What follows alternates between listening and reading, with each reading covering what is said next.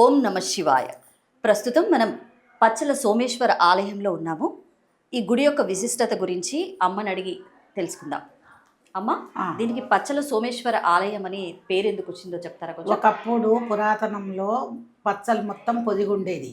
అప్పట్లో ఆ రోజులలో పచ్చలు పొది విద్యుత్ లేకుండే, మనకు కరెంటు లేకుండే. అప్పుడు ఆ పచ్చలతోటే ప్రకాశించేది, విద్యుత్ వచ్చేది. ఆ పచ్చలు ఏం చేశారు తర్వాత ఈ కాకతీయుల కాలం అయిపోయిన తర్వాత ఆ ముస్లిమ్స్ వాళ్ళంతా ధ్వంసం చేశారు. చేసినా కూడా పేరు అట్లే నిలబడ్డది. అప్పుడు కరెంటు లేకున్నా వాటితోటి కరెంటు వచ్చేది, ఇప్పుడు కరెంటు వెలుగుతుంది. ఈయన మరకతలింగం స్వయంభూలింగం. మరకతలింగం అంటే మనం అభిషేకం చేసేటప్పుడు ఆయన మనకు పచ్చగా కనిపిస్తాడు. పచ్చగా అంటే ఆకుపచ్చగా కాదు, మన బ్లాక్ షేడ్ లో పచ్చల రాళ్ళు ఉంటాయి కదా మేడం, అవి మనకి ఎన్ని రకాలు ఉంటాయి, ఎన్నో రకాలుగా కనిపిస్తాయి పచ్చల రాళ్ళు కూడా, హారాలు చేసే. ఈయన కూడా ఇలాంటి పచ్చలే, ఈయనకు పొది ఉన్నాయి. ఇదే పచ్చ, ఇది బ్లాక్ కాదు, పచ్చ. ఈయన స్వయంభూలింగం అంటే ఇప్పుడు భూమిలో నుంచి వచ్చిన లింగమే, ప్రతిష్ట చేసింది కాదు, ఇప్పటిది కాదు. 11వ శతాబ్దం అంటే 1000 సంవత్సరాలు దాటింది. ఇప్పుడు ఈయనకు బ్రహ్మసూత్రాలు ఉన్నాయి చూడండి. బ్రహ్మసూత్రాలు ఉన్న కలిగిన గుడి మన ఏపీలో మొత్తంలో ఒక 3-4 చోట్లనే ఉన్నాయి.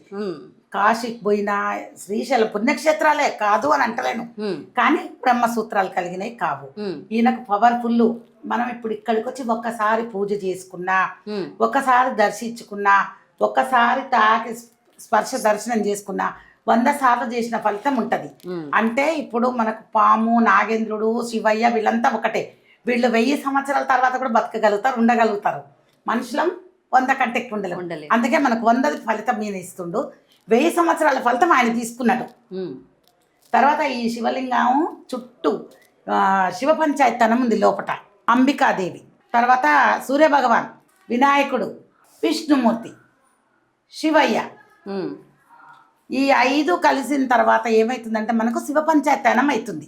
ఈ స్వామి ఎదురుగా కూడా 4 స్తంభాలు శిల్ప రూపంలో చెక్కబడ్డాయి. ఆ రోజులలో చోరుల రాజులు నిర్మించిన గుడి ఇది, ఇప్పటిది కాదు. ఇప్పుడు అంటే 1000 సంవత్సరాలు అంటే మనకు ముందు ఎంత 100 బతికిన ఎన్ని తరాలు దాటినాయో చూడండి. అయితే రామాయణం, భారతం ఫస్ట్, తర్వాత రామాయణం, మహాభారతం, భాగవతం. భారతం అనంటే అమృతం చిలికేటప్పుడు రాక్షసులు, దేవతలు వీళ్ళు చిలికేది, అది ఒకటి. ఇది మనకు రామాయణం అంటేనేమో రాముల వారు, సీతాదేవి అగ్ని ప్రవేశం అదంతా దాని స్టోరీ. తర్వాత మహాభారతం అంటేనేమో కౌరవులు, పాండవులు చరిత్ర. భాగవతం అంటేనేమో కంసుడు, కృష్ణుడు, వసుదేవుని కాలు పట్టుకోవటం, అది చరిత్ర. నాకు తెలిసింది ఇంతవరకు, నేను ఇంతవరకే చెప్తున్నా, లేనిది చెప్పలేను నేను కూడా. ఇంకోటి మనకు అక్కడ అమ్మవారు కూడా శివుడు పడుకొని ఉంటే శివుడు పడుకొని ఉంటే అమ్మవారు కూర్చుంది. ఎక్కడైనా మనం శివుడు, శివలింగాలంటే ఇట్లా స్వయంభూ లింగాలనే చూస్తాం, కానీ న్యాచురల్గా ఫేస్ ఉన్న శివుడిని అయితే చూడలేం. శివుడు విగ్రహం అట్లా ఉండదు. ఇప్పుడు మన టెంపుల్లో శివుడు పడుకొని ఉంటే అమ్మవారు కూర్చుంది ఒళ్ళో అంటే నాభి. ఓకే, అది చూడొచ్చు అమ్మాయి? చూడొచ్చు. ఇప్పుడు ఇక్కడ నేను ఇక్కడే కదా. ఓకే అమ్మా, ధన్యవాదాలమ్మా. అది అమ్మవారిని కూడా దర్శించుకుందాం రండి.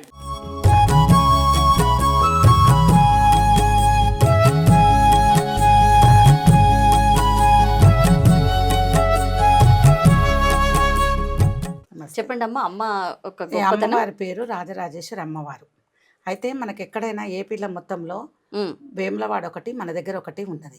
ఈ రాజరాజేశ్వరి అమ్మవారు అంటే ఇప్పుడు మన లలితాదేవి సహస్రనామాలు చదువుకునే బుక్లో ఉండే అమ్మవారే. ఈమె ప్రత్యక్షంగా ఏముందంటే అమ్మవారు లలితామాత పోల్చుకుంటే ఈమె అవతారాలు. ఇంకొకటి ఇక్కడ శివుడు చూడండి, తీయండి. శివుడు పడుకొని ఉంటే అమ్మవారు పొట్ట అంటే నాభి అంటారు మన తెలుగులో. అయితే కోపం వచ్చి ఆయన అలిగొచ్చి పడుకుంటే ప్రసన్నం చేయడానికి అమ్మవారు ఆయన పొట్ట ముందర కూర్చొని ఉన్నది.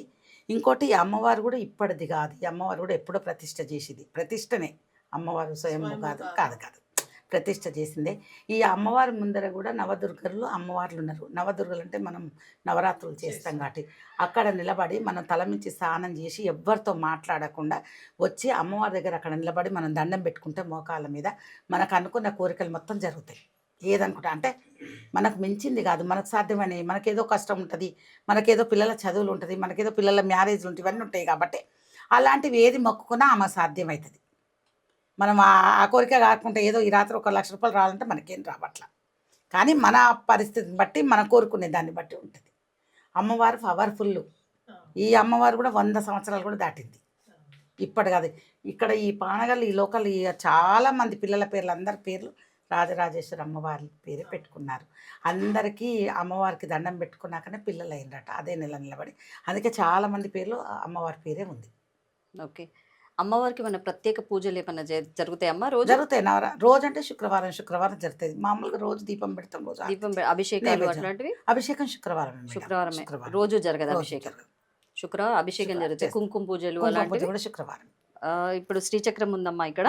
శ్రీచక్రంకి కూడా ఆమె కుంకుమ అభిషేకాలు అట్లాంటివి అంటే శుక్రవారం ఎవరైనా వస్తే భక్తులు వస్తే మామూలుగా చేస్తాము.